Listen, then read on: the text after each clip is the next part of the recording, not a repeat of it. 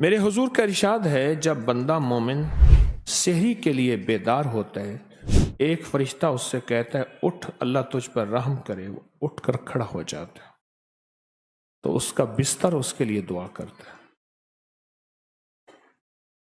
یہ بات آج تک نہیں سنی ہوگی، پھر غور سے سنیں۔ میں اس بات کو پھر سنانا چاہ رہا ہوں۔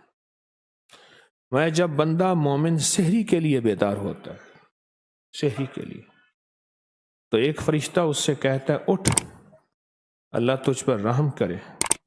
اور جب وہ اٹھ کھڑا ہوتا ہے تو اس کا بستر اس کے لیے دعا کرتا ہے۔ اے اللہ، اب دعا کیا کرتا ہے؟ ذرا دعا سننا، دل ٹھنڈا ہو جائے گا۔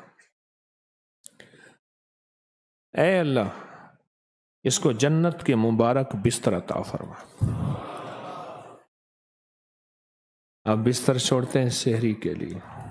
اچھا، پہلے لوگ آپ کو اٹھاتے تھے، خود اہتمام سے ماشاءاللہ اٹھ کے اور جلد سے جلد سحری کر کے اور خدمت والوں کو فارغ کر دیتے ہیں تاکہ وہ بھی سحری کرے اور سمیٹ لے سارا نظام۔ اور جب وہ جوتا پہنتا ہے، اور ہاں، جب وہ کپڑے پہنتا ہے، اس کے لیے دعا کرتے ہیں اے اللہ، اس کو جنت کے جوڑے عطا فرما۔ اور جب وہ جوتا پہنتا ہے، جوتے اس کے لیے دعا کرتے ہیں اے اللہ، پل صراط پر اسے ثابت قدم رکھنا۔ کیا مبارک کمال ہے، کیا برکت ہے۔ اور جب وہ کھانے پینے کے لیے برتن لیتا ہے، برتن اس کے لیے دعا کرتے ہیں اے اللہ، اسے جنت کے برتن اور جنت کی نعمتیں عطا فرما۔ اور جب وہ وضو کرتا ہے، پانی اس کے لیے دعا کرتا ہے اے اللہ، اس بندے کے گناہوں سے پاک کر دے۔ اور وہ کعبہ کی طرف منہ کر کے کھڑا ہوتا ہے تو بیت اللہ اس کے لیے دعا کرتا ہے اللہ، اس کی قبر کو وسیع کر دے، اس کی قبر کو منور کر دے اور اپنی رحمت اس پر زیادہ کر دے۔ کعبہ 3 دعائیں کرتا ہے۔ کتنی دعائیں؟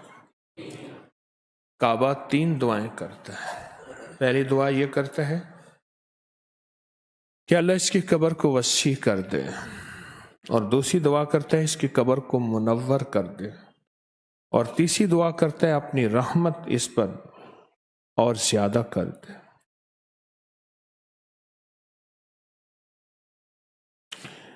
اور حدیث میں ہے کہ سحری کھایا کرو۔ ایک اور خوشخبری بھی سن لو۔